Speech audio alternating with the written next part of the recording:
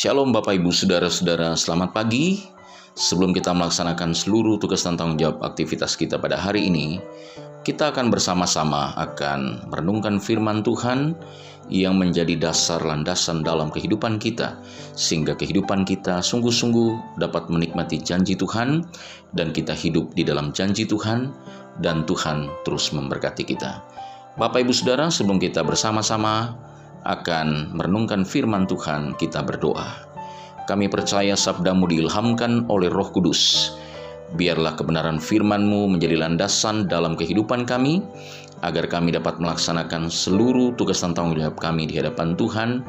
Dan kami percaya sabda-Mu lah yang akan terus menuntun, memberkati, menjadi suluh dan pedoman dalam kehidupan kami. Terpujilah Engkau, dalam nama Tuhan Yesus kami berdoa. Amin. Saudara-saudara, hari ini kita tiba di dalam Injil Yohanes pasalnya yang ke-20. Saya akan membacakan ayatnya yang ke-27 sampai 29. Kemudian ia berkata kepada Thomas, "Taruhlah jarimu di sini, dan lihatlah tanganku, ulurkanlah tanganmu, dan cucukkanlah ke dalam lambungku, dan jangan engkau tidak percaya lagi, melainkan percayalah." Thomas menjawab dia, "Ya Tuhanku dan Allahku." Kata Yesus kepadanya, "Karena engkau telah melihat aku, maka engkau percaya. Berbahagialah mereka yang tidak melihat, namun percaya." Saudara-saudara yang saya kasihi di dalam Tuhan, kalau kita memperhatikan pembacaan kita pada hari ini sedang menceritakan bagaimana kebangkitan Kristus dari antara orang mati. Saudara, bukan hanya dia mati, tetapi pada hari yang ketiga dia bangkit dan menampakkan diri kepada para murid.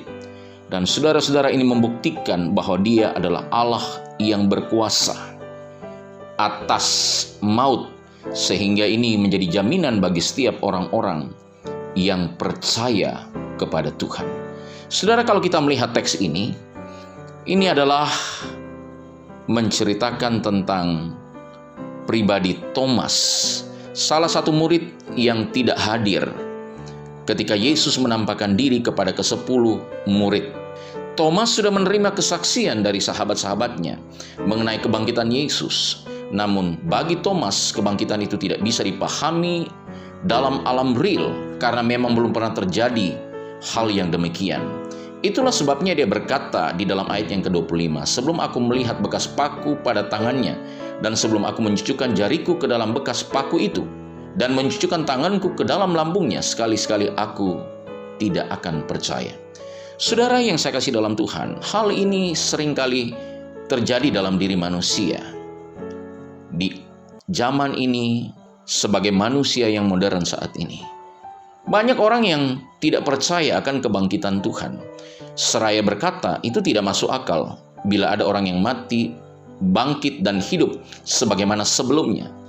Memang demikian adanya karena manusia sudah akrab dengan kematian lantaran dosa. Tetapi tidaklah demikian dengan Yesus. Kematiannya adalah karena ia dijadikan dosa, dan lagi ia adalah anak Allah yang maha tinggi, yang memiliki hidup, sehingga ketika mati menanggung dosa dunia, dia bangkit dan hidup selama-lamanya. Karena dia mau supaya orang-orang lewat peristiwa kebangkitannya percaya kepadanya. Saudara, bila keraguan meliputi pikiran seperti Thomas, ingatlah bahwa Yesus ingin supaya kita percaya kepadanya. Saudara, lewat peristiwa ini, dia ingin meyakinkan supaya Thomas benar-benar percaya. Dan lewat peristiwa ini juga, Tuhan Yesus memperhatikan dan sangat peduli atas kehidupan kita. Saudara, Thomas yang tidak percaya, ketika dia datang kepada Tuhan, saudara-saudara, Tuhan menampakkan diri kepadanya. Tuhan berkata, "Damai sejahtera bagi kamu." Kenyataan ini menyatakan bahwa Tuhan sungguh-sungguh ingin supaya Thomas percaya kepada dia. Dan ingat, Tuhan memperhatikan kita. Saudara, lewat peristiwa ini, Tuhan kita adalah Tuhan yang hidup.